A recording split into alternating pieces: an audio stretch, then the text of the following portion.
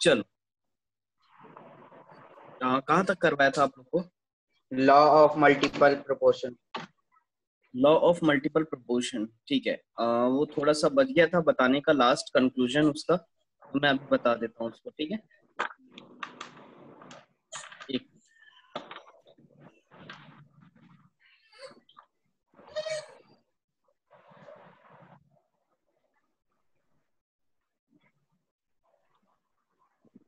Right, law of multiple proportion में थे, यहाँ तक बताया था मैं, राइट। मैं स्क्रीनशॉट खींच के रख लिया था क्योंकि कंप्लीट नहीं हुआ था अपना। यही फैन ऑन कर दोगे? ठीक, ये आ गया था समझ में सबको, law of multiple proportion? Hello? No sir, doubt तो अच्छे से नहीं आया। अच्छे से नहीं आया तो देखो मैं इसको एक बार और एक्सप्लेन कर देता हूँ। सबसे पहले ना इसकी स्टेटमेंट में देख लो, लॉ ऑफ मल्टीपल प्रोपोर्शन क्या बोलता है, जब एक या एक से ज्यादा एलिमेंट कंबाइन होते हैं, जैसे कि यहाँ पर दो एलिमेंट मैंने लिया था, नाइट्रोजन और ऑक्सीजन, ठीक। अब आपको यस सर। मालूम है जब नाइट्रोजन और ऑक्सीजन कंबाइन होंगे तो मल्टीपल कंपाउंड्स बना सकते हैं, एक से ज्यादा कंपाउंड बना सकते हैं। यस जैसे कि सर। देखो, अगर नाइट्रोजन और ऑक्सीजन आपस में रिएक्ट करेंगे ना तो एक कंपाउंड बनाएगा N2O, इसको लाफिंग गैस भी बोलते हैं, N2O को याद रखना, ठीक यस है। NO बनाता है, N2O3 बनाता है, NO2 बनाता है, N2O5 बनाता है। यानी कि नाइट्रोजन और ऑक्सीजन इटसेल्फ जब रिएक्ट करते हैं तो इतने सारे कंपाउंड्स देते हैं। तो लॉ ऑफ मल्टीपल प्रोपोर्शन क्या बोलता है कि जब एक या एक से ज्यादा एलिमेंट कंबाइन करके आपको मल्टीपल कंपाउंड्स देते हैं तो उनमें से किसी भी एक के मास को कांस्टेंट कर, इसमें से किसी भी एक के मास को अगर आप कांस्टेंट करते हो तो जो दूसरे का जो मास आएगा वो आपका सिंपल होल नंबर रेशियो बनाएगा। क्या यस बनाएगा? Sir. Simple simple whole. Whole number ratio. अब आया समझ में? यस। यानी कि क्या बोल रहा है वो लॉ, जब कंपाउंड मल्टीपल कंपाउंड्स बनेंगे अगर हम उनमें से किसी भी एक के मास को कांस्टेंट रखना, कांस्टेंट रखने का मतलब सेम वैल्यू रखना, तो किसी भी एक को आप कांस्टेंट कर दो तो जो दूसरे का मास आएगा ना that must be in a simple whole number ratio. ये जो हमारा आया है, अब देखो ये सिंपल रेशियो नहीं है 8:16:24:32:40, बड़े बड़े नंबर दिख रहे हैं आपको, बड़े बड़े नंबर दिख रहे हैं। Yes sir. तो ये अभी सिंपल होल नंबर रेशियो में नहीं है, इसको अभी कॉम्प्लेक्स रेशियो बोलेंगे हम, क्योंकि बड़े बड़े नंबर है। अब सिंपल होल नंबर रेशियो में करने के लिए आप देख लो ये सारे में कॉमन मल्टीपल 8 है, तो कैंसिल कर सकते हैं। 8 1 जा 8, 8 2 जा 16, 8 3 जा 24, ये आ जाएगा कितना 4 जा, और ये 5 जा। तो बताओ हमारा रेशियो क्या आ गया, ये सेकंड के मास का रेशियो 1:2:3:4:5 आया। क्या समझ में? ये आ गया simple whole number ratio. Yes sir. तो यही तो लॉ बोल रहा है, बहुत ही सिंपल है। वो बोल रहा है अगर आप एक के मास को कांस्टेंट रखते हो तो जो दूसरे का मास है वो आपका सिंपल होल नंबर रेशियो में आएगा। That is a law. एक और एग्जांपल लें इसका। अब जैसे कार्बन और ऑक्सीजन रिएक्ट करते हैं तो क्या क्या बनाते हैं? CO2। एक बनाता है कार्बन मोनोऑक्साइड और एक बनता है कार्बन डाइऑक्साइड, सबको मालूम है ये। Yes sir. चलो ठीक है, एक में एक ले लेते हैं हम मास ऑफ कार्बन। तो जब मैं मास ऑफ कार्बन एक जगह ले लेता हूँ और एक जगह लिख लेता हूँ मास ऑफ ऑक्सीजन, ना मास ऑफ कार्बन कितना होता है कोई बताएगा? 12। 12, गुड। अगेन यहाँ पर भी कितना है? 12। तो ये ऑलरेडी सेम है, तो कांस्टेंट क्या है हमारा? कांस्टेंट अगर हमको एक मास को कांस्टेंट रखना तो ये ऑलरेडी कांस्टेंट है। अच्छा बताओ ऑक्सीजन का यहाँ पर कितना आएगा? 16, 15। और यहाँ पर 32। 32। तो अब बताओ 16:32, क्योंकि ये ऑलरेडी कांस्टेंट है, हमको वापस से कांस्टेंट करने का कोई जरूरत नहीं है, ऑलरेडी सेम है, तो ये कांस्टेंट रह गया। तो दूसरे का जो मास है वो सिंपल होल नंबर रेशियो में आना चाहिए। तो देख लो 16 1 जा, 16 2 जा, तो आ रहा है 1:2। यस। कोई डाउट किसी को? No. No. Anyone having any doubt? अरे सबको बोलना भाई टाइमिंग सेम रहेगा, टाइमिंग डेली थोड़ी ना बदलेगी। अब मैं आज मैसेज नहीं किया तो इन लोग सोच रहे हैं क्या छुट्टी है करके। हाँ, टाइमिंग सेम रहेगी, सबको बता दो। मेरे ख्याल से मोहित भी नहीं आया है, जगदीश भी नहीं आया है, धारक धारक आया है। चलो ठीक है। Anyone having any doubt? No sir. ठीक है, तो इसका ना मैं वीडियो भी अपलोड कर दूंगा। अभी कुछ देखो जो वीडियो डाल रहा हूँ ना यूट्यूब में, वो सारे वीडियोस नहीं डालेंगे। अभी ये स्टार्टिंग के कुछ वीडियोस इसलिए डाल दे रहा हूँ क्योंकि अभी कितने लोग ज्वाइन हो रहे हैं ये मालूम नहीं है। ठीक, तो जब तक मैं कम से कम फर्स्ट चैप्टर का तो पूरा वीडियो डाल ही दूंगा, उसके बाद फिर अपन कंटिन्यूअसली डायरेक्ट पढ़ेंगे, वीडियो अपलोड नहीं होगा। हाँ विशाला, कोई डाउट है बेटा? यस सर, नहीं समझ में आया। क्या क्या नहीं समझ में आया? एक्चुअल में आप बहुत लेट ज्वाइन किए हो, इसलिए नहीं समझ में आया आपको। Yes sir. क्या, हाँ क्या नहीं समझ में आया? फर्स्ट वाला एग्जांपल ये यस सर, फर्स्ट वाला एग्जांपल।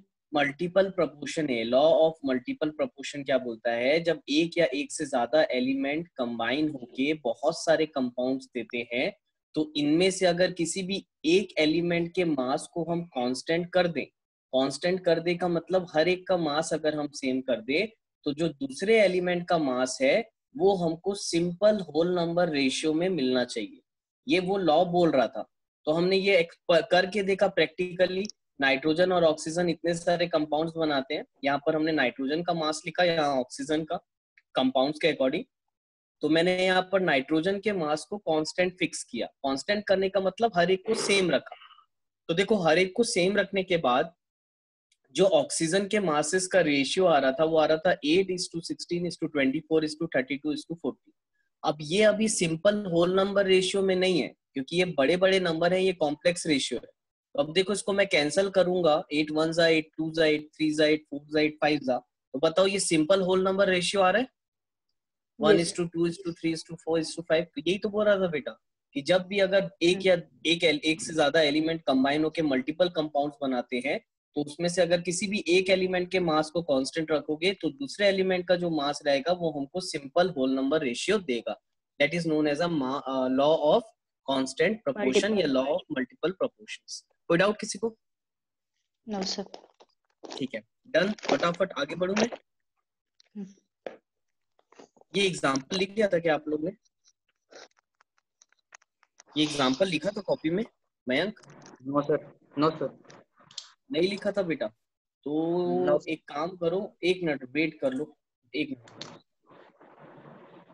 पहले ये बताओ मुझे कि इसके बारे में लिखा था हमने मल्टीपल प्रोपोर्शन क्या होता है?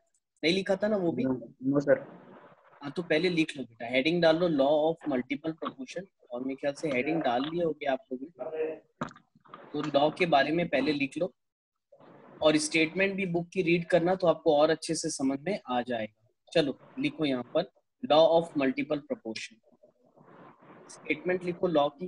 लॉ की स्टेटमेंट तो हमेशा सेम रहेगी, यहाँ से लेकर यहाँ तक फटाफट लिखो बस। थोड़ी सी बड़ी स्टेटमेंट है इसकी, जल्दी जल्दी। This law was proposed by Dalton in 1803. According to this law, if two elements can combine to form more than one compound, the mass of one element that combine with a fixed mass of other element are in the ratio of small whole numbers. ठीक, अब आपको ये अच्छे से law समझ में आ गया होगा।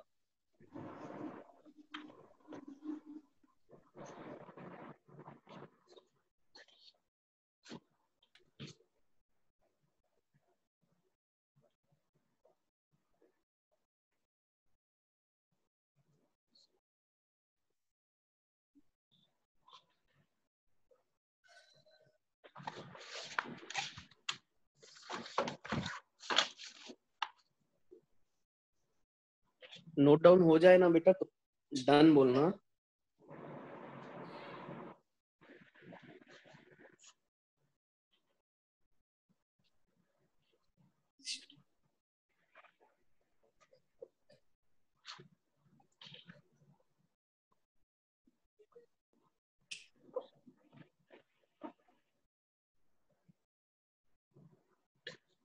डन, स्टेटमेंट लिखी?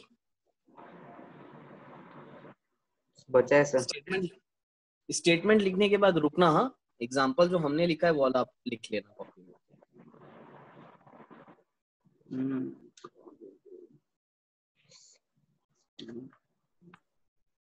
लिख लिया स्टेटमेंट?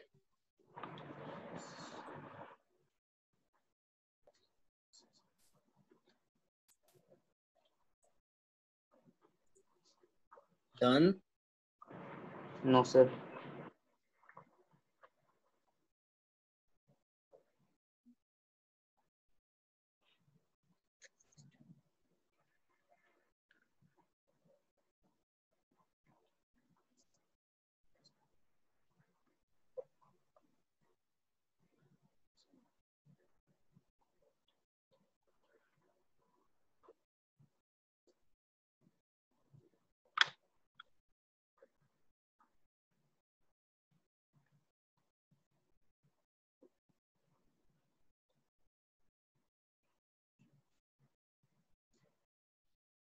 Yes sir.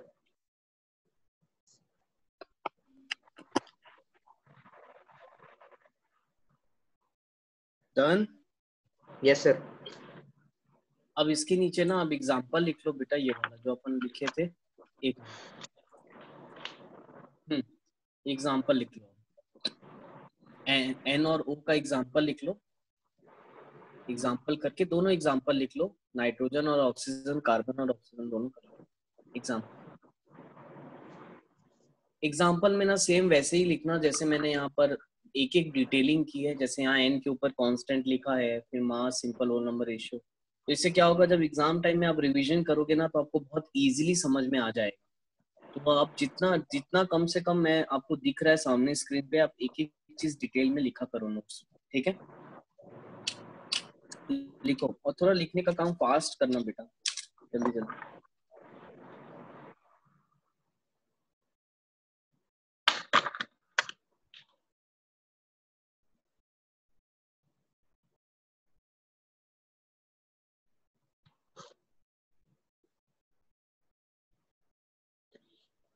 अच्छा, कल आप लोग की छुट्टी रहेगी और नेक्स्ट वीक से यानी मंडे से ना संडे की भी क्लासेस लगेगी आपको, ठीक है?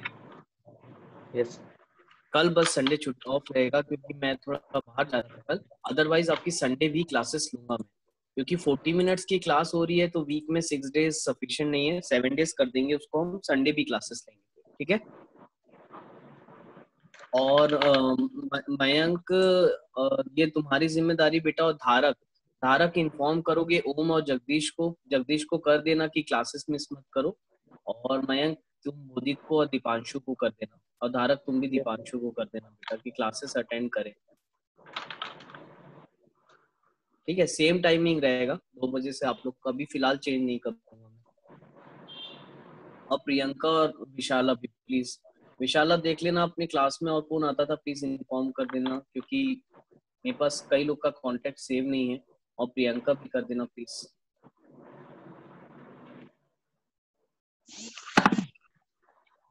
डन? थोड़ा सा जल्दी लिखो बस, चल 11th में आ गए हो, राइटिंग फास्ट होना चाहिए आप लोग, फिर आगे बढ़ेंगे।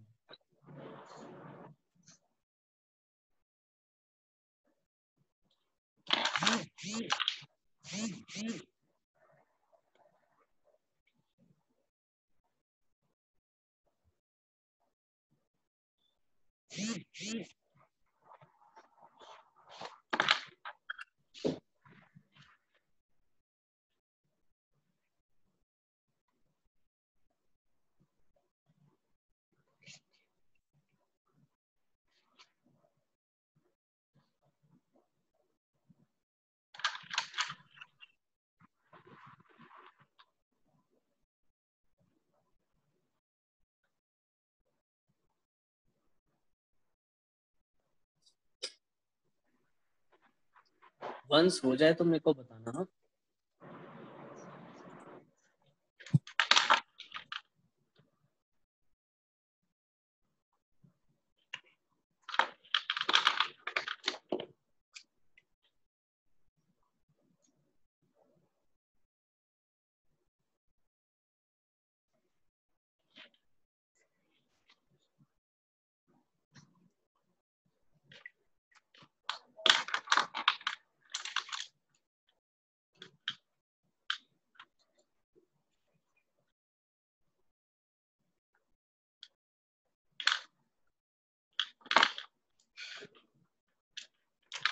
हो गया सर। Done?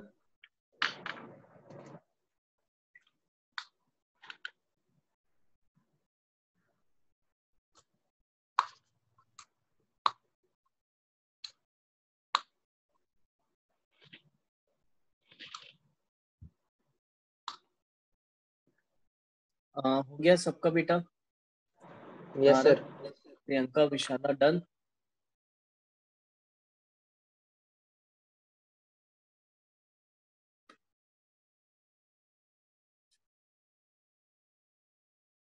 चलो आगे बढ़ो।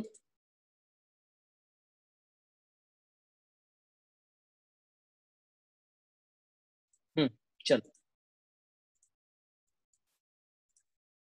नेक्स्ट कौन सा लॉ है आपका? नाउ लिखो गे लुकेस law of gaseous volume. Heading डाल दो गे लुसेक बोलना चाहिए, Gay Lussac law of gaseous volume. इसको भी मैं समझा देता हूँ।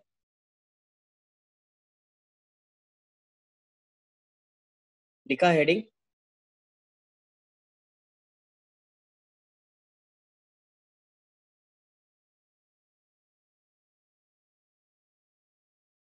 हेडिंग लिखा? Yes.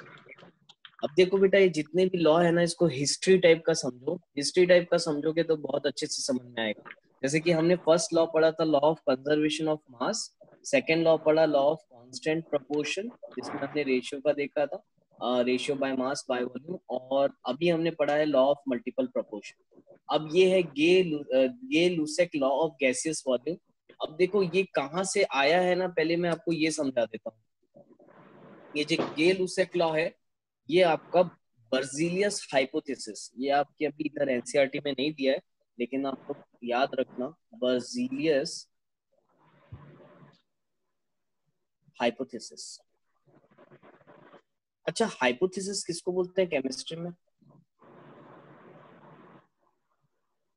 What is hypothesis and what is law? जो वेरीफाई नहीं हो पाता ना, या जहां पर करेक्शन ज्यादा होती है, या जो पर्टिकुलरली केमिस्ट्री में ऑथराइज्ड नहीं है, उसको हम हाइपोथेसिस बोलते हैं। ठीक है? और जो वेरीफाइड होके पब्लिश्ड हुआ था आर्टिकल, तो उसको हम लॉ बोलते हैं। आया समझ में हाइपोथेसिस और लॉ का मतलब? अब देखो, पहले बर्जीलियस हाइपोथेसिस का मतलब समझो। What do you mean by Berzelius hypothesis? Berzelius hypothesis ये बोलता है कि अगर दो गैस कंबाइन होंगे, मान के चलो अगर H2 कंबाइन हो रहा है O2 के साथ, तो ये बनाएगा H2O, राइट? यस। तो बर्जीलियस ये बोलता था कि अगर H2 में जितने एटम्स हैं और O2 में जितने एटम्स हैं, अगर मान के चलो H2 उन्होंने लिया था half H2 plus half O2 gives H2, यानी कि उन्होंने बोला था जितना वॉल्यूम इसमें है और जितना वॉल्यूम इसमें है, यानी कि volume of hydrogen plus volume of oxygen will give you the same volume of water. आया समझ में? यानी कि अगर हम जितना वॉल्यूम हाइड्रोजन का लेंगे और जितना वॉल्यूम ऑक्सीजन का लेंगे, तो they will combine and will give you the same volume of water. This is known as a Berzelius hypothesis. ये आपको बहुत काम आएगा कॉम्पिटिटिव में। और बर्जीलियस हाइपोथेसिस के बारे में पढ़ने से पहले एक चीज याद रखना कि बर्जीलियस के समय ना मॉलिक्यूल नहीं मालूम था। बर्जीलियस के समय उन लोग को सिर्फ एक चीज मालूम थी, वो होता है एटम। अच्छा, अब तुम बताओ मुझे, मैं तुम लोग को ऑलरेडी पढ़ा चुका हूँ, फिर भी डिस्कस कर लेते हैं। What do you mean by atom and what do you mean by molecule? Atom और मॉलिक्यूल अलग अलग है कि नहीं है, पहले ये बताओ। यस सर, अलग। बिल्कुल अलग अलग है। क्या डिफरेंस है दोनों में? What do you mean by atom and what do you mean by molecule? Single. Simple definition है, मैंने आप लोग को स्टार्टिंग में डेफिनेशन छोड़ो, सिंपली समझ सकते हो। जिन चीजों का इंडिपेंडेंट एग्जिस्टेंस नहीं होता, उसको हम एटम बोलते हैं। हो भी सकता है, नहीं भी हो सकता है, उसको हम एटम बोलते हैं। एग्जाम्पल के लिए, अब जैसे कि यहाँ पर बताओ सोडियम Na, बताओ, सोडियम को तुम एलिमेंटल फॉर्म में भी Na ही लिखते हो, यानी Yes. अगर तुम सोडियम को अर्थ क्रस्ट में ढूंढोगे तो वो Na के ही फॉर्म में मिलेगा, तो ये सोडियम कहलाएगा एटम, या इसको तुम मॉलिक्यूल भी बोल सकते हो। तो फिलहाल मैं पहले मॉलिक्यूल के बारे में बताता हूँ, what do you mean by molecule. अच्छा, मॉलिक्यूल क्या होता है, जो आपका इंडिविजुअल एटम के फॉर्म में एग्जिस्ट करेगा ही नहीं। फॉर एग्जाम्पल, अगर तुम हाइड्रोजन को ढूंढने जाओगे अर्थ में, तो बताओ तुमको हाइड्रोजन किस फॉर्म में मिलेगा अर्थ में? H के फॉर्म में मिलेगा कि H2 के फॉर्म में मिलेगा? बोलो, अगर हम हाइड्रोजन ढूंढने जाएं अर्थ क्रस्ट में, तो हाइड्रोजन हमको H के फॉर्म में मिलेगा कि H2 के फॉर्म में मिलेगा? H2. H2 के फॉर्म में मिलेगा। वैसे ही अगर तुम ऑक्सीजन को ढूंढने जाओ तो ऑक्सीजन O के फॉर्म में मिलता है कि O2 के फॉर्म में मिलता है? O2. O2 के फॉर्म में मिलता है। याद रखना, they are known as a molecules. Why? क्योंकि हमको यहाँ हाइड्रोजन इंडिविजुअल एटम के फॉर्म में नहीं मिलता, हमें यहाँ हाइड्रोजन जो है वो मॉलिक्यूलर फॉर्म में मिलता है, जिसमें हाइड्रोजन के दो एटम कंबाइंड फॉर्म में रहते हैं, जिसको हम डाया एटॉमिक एटम या डायटोमिक एलिमेंट भी बोलते हैं। याद है आपको? अब ब्रिंकल हॉफ पढ़ाया था मयंक, Yes, विशाला, sir. राइट? तो इसको हम मॉलिक्यूल बोलते हैं। क्यों? क्योंकि हाइड्रोजन हो गया, ऑक्सीजन हो गया, क्लोरीन हो गया, ये जितने भी एलिमेंट्स हैं ये तुमको मॉलिक्यूलर फॉर्म में अर्थ में मिलेंगे। ठीक, यहाँ तक क्लियर है सबको? Yes. तो एटम क्या होता है? एटम यानी जो इंडिविजुअल, जिसमें सेम टाइप का एक ही पार्टिकल रहे, जैसे कि Na हो गया, Fe हो गया, ठीक। और कौन सा ले सकते हो? कोई भी ले लो, कॉपर ले लो, गोल्ड ले लो, सिल्वर ले लो। अगर तुम ये सब चीजें ढूंढोगे ना अर्थ क्रस्ट में, तो वो इसी फॉर्म में आपको मिलेंगी। तो अब आप इसको एटम भी बोल सकते हो। अब क्योंकि ये इसी फॉर्म में हमको अर्थ क्रस्ट में मिलता है, तो इसको आप मॉलिक्यूल भी बोल सकते हो। तो अब मॉलिक्यूल का मतलब क्या हुआ? मॉलिक्यूल का मतलब वो चीज जो फिजिकली इस अर्थ में प्रेजेंट हो, जिसको तुम देख सकते हो, जिसको तुम यानी फील कर सकते हो, तो उसको हम मॉलिक्यूल बोलते हैं। जैसे तुम आयरन के टुकड़े अगर तुमको जमीन के अंदर से मिलते हैं, तो तुम उसको देख सकते हो, उसका फिजिकल एग्जिस्टेंस है, तो आप उसको मॉलिक्यूल बोल सकते हो, और वो ही उसका एटम भी होगा। आया कि नहीं आया समझ में? Yes, sir. वैसे ही अगर तुम कॉपर को अर्थ क्रस्ट में ढूंढने जाओगे, तो कॉपर तुमको Cu के फॉर्म में ही मिलेगा, तो तुम इसको मॉलिक्यूल भी बोल सकते हो या इसको एटम भी बोल सकते हो, फर्क नहीं पड़ता। लेकिन वहीं पर अगर तुम ऑक्सीजन को ढूंढने जाओगे, तो ऑक्सीजन तुमको हमेशा O2 के फॉर्म में मिलेगा, यानी कि मॉलिक्यूलर फॉर्म में मिलेगा। अब हम इसको एटम नहीं बोल सकते। आपको मालूम है पीरियोडिक टेबल में ऑक्सीजन को आप O लिख के पढ़ते हो, राइट? Yes, sir. ये इसका एटॉमिक फॉर्म है बेटा, ठीक। और ये इसका कौन सा फॉर्म है? Molecular. Molecular form. प्रैक्टिकली हमको अर्थ में मॉलिक्यूलर फॉर्म में ही ऑक्सीजन प्रेजेंट है। एटॉमिक फॉर्म में हम ऑक्सीजन कभी अर्थ रियल लाइफ में देख ही नहीं सकते, हमको मॉलिक्यूलर फॉर्म में ही मिलता है। अगर हम इसको सब देखें, अगर माइक्रोस्कोपिक पॉइंट ऑफ व्यू से देखें, तो आपको ये ऐसे दो एटम ऑक्सीजन के साथ में जुड़े हुए दिखेंगे। आया क्या समझ में? Anyone having any doubt? Atom मैं अभी बस इतना बताया कि what is atom, what is molecule. तो ये हमेशा याद रखना, जो चीज फिजिकली अर्थ में प्रेजेंट है उसको हम मॉलिक्यूल बोलते हैं, ठीक। और एटम तो जिसमें सिर्फ एक ही पार्टिकल होगा उसको आप एटम बोलोगे। तो ये बहुत सिंपल वे में मैं आपको समझा दिया।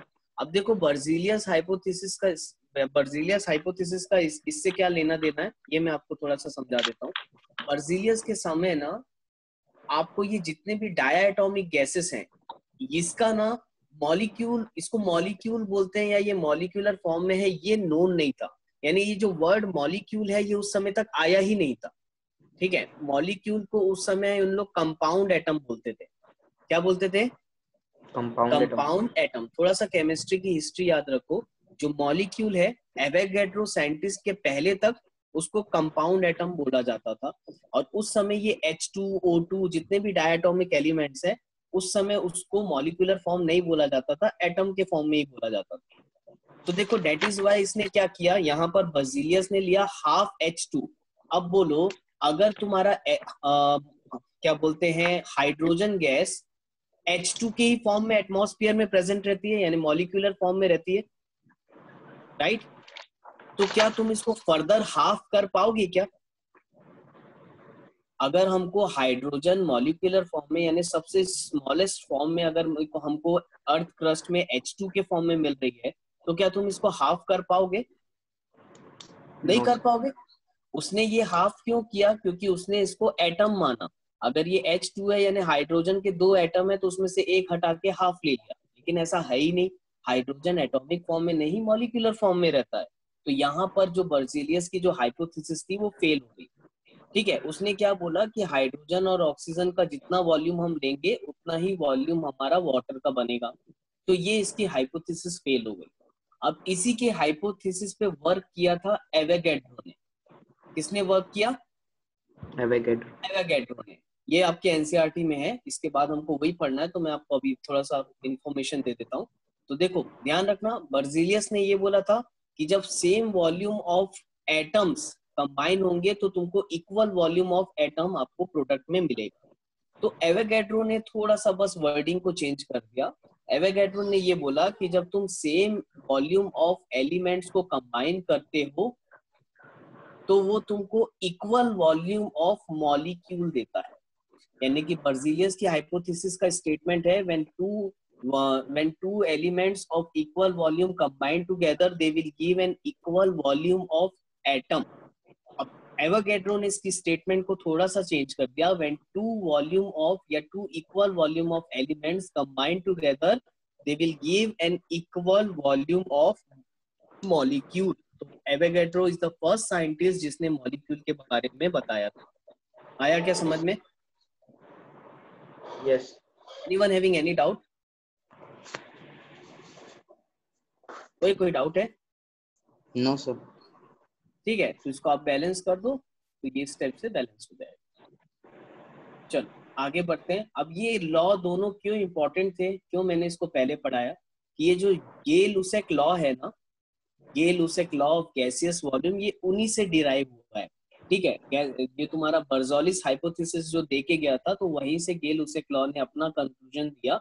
और गे-लुसेक लॉ बड़ा ही सिंपल है स्टेटमेंट। ये बोलता है कि जब एक या एक से ज्यादा गैसेस कंबाइन होंगी तो जो हमको प्रोडक्ट में गैस मिलेगी they all are in simple whole number ratio. Example के लिए कभी भी ना किसी भी लॉ को समझना है बेटा, सबसे पहले एग्जाम्पल समझो। देखो गे-लुसेक लॉ सिंपल बात कर रहा है, वो कोई वॉल्यूम की बात नहीं कर रहा है, वो होल नंबर रेशियो की बात कर रहा है। देखो गे-लुसेक लॉ ये बोलता है कि जब एक या एक से ज्यादा गैसेस कंबाइन होंगी, यानी कि सपोज H2 प्लस Cl2। अब हमारा H2 भी गैसियस फॉर्म में है और Cl2 भी गैसियस फॉर्म में, तो कंबाइन होके क्या देंगे बताओ? 2HCl। Again it is in gaseous form. ठीक, या आया यहाँ तक समझ में? Yes. अब देखो, अब वो बोल रहा है कि अगर एक या एक से ज्यादा गैसेस जब आपस में कंबाइन होती हैं जो तो प्रोडक्ट जो तुम्हारा मिलेगा वो तुम्हारा गैसियस ही मिलेगा। And they all are in simple whole number ratio, यानी जो इनका वॉल्यूम रहेगा they are in simple whole number ratio. तो चलो वॉल्यूम की बात करते हैं, अब थोड़ा ध्यान देना यहाँ पर।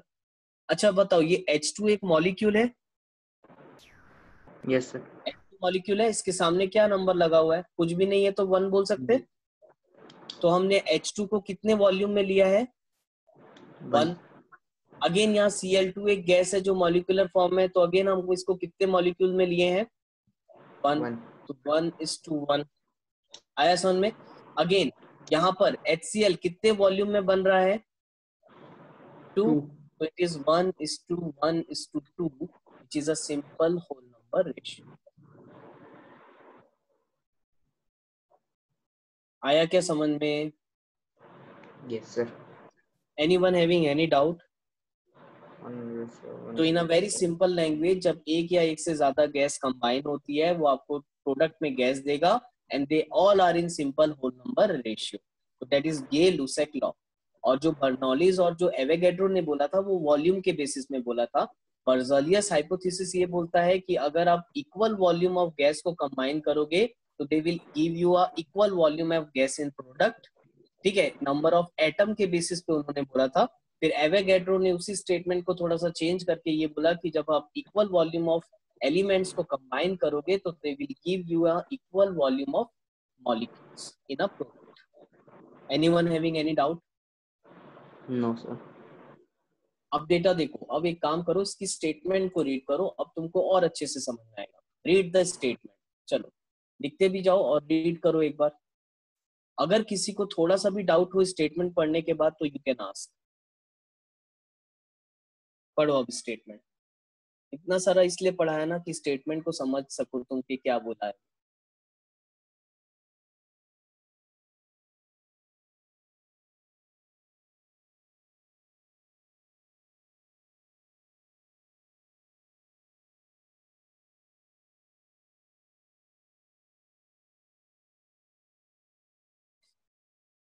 डाउट?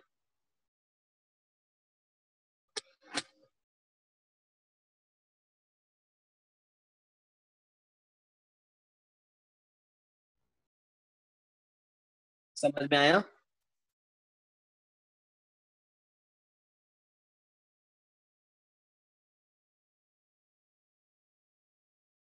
तो गर्ल्स तुम में से कोई कुछ तो बोलो भाई। प्रियंका, विशाला, धारा, माइक ऑन करके। क्लियर है? कोई डाउट है तुम लोग को?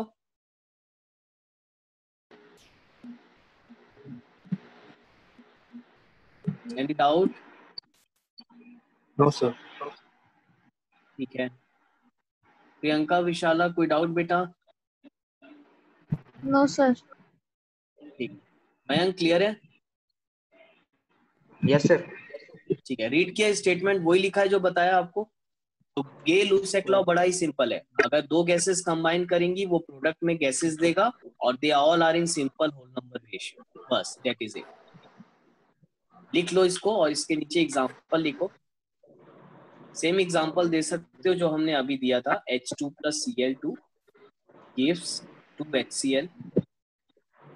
They all are in simple whole number ratio, that is 1:1:2।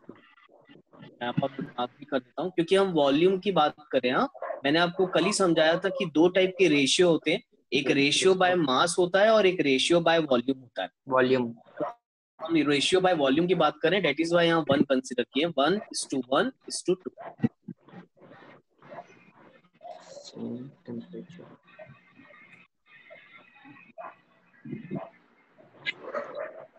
Sure.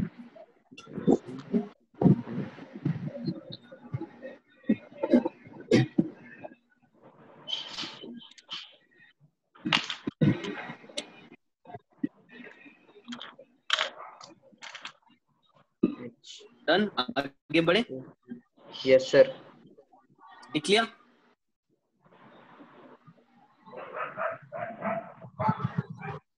Note down हो गया सबका ना? Yes sir. ठीक है, चलो आगे बढ़ते हैं। अब देखो नेक्स्ट आपका यहाँ पर दिया हुआ है वही एग्जांपल है। ml फॉर्म में दिया है, हाइड्रोजन प्लस ऑक्सीजन की वाटर तो 100 ml, 50 ml, 100 ml, they are in a simple whole number ratio जैसे 2:1। अब एग्जांपल दे सकते हो। देखो अब हमें जो example more than now next heading डालो एवोगैड्रो लॉ बेटा। अब इसको भी आप लोग लिखोगे यहाँ से यहाँ तक, फटाक से लिखो और रीड करो। अगर कोई भी डाउट हो तो मुझसे पूछो। देखो ये वही चीज है जो मैं आपको अभी जस्ट समझाई। पढ़ो इसको, रीड करो स्टेटमेंट को। Avogadro proposed that equal volume of gases should contains the equal number molecule। अगर ये मॉलिक्यूल के जगह हम एटम लिख देंगे तो ये किसकी हाइपोथेसिस थी? बर्जीलियस। याद रहेगा? Yes sir. ठीक है, तो बर्जीलियस की ही हाइपोथेसिस को करेक्ट किया था एवोगैड्रो ने। थोड़ा सा यही याद रखना। लिखा भी हुआ है, जस्ट उसके नेक्स्ट लाइन में ये भी लिख लेना। Avogadro made a distinction between atoms and molecules. ठीक,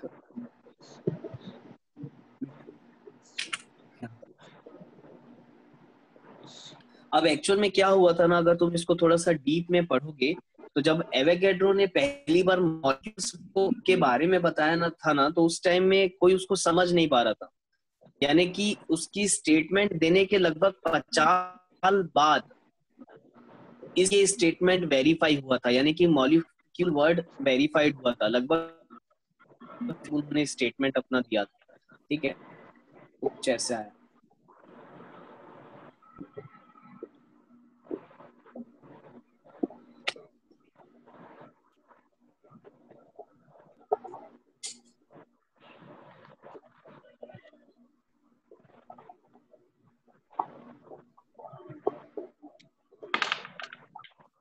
डन।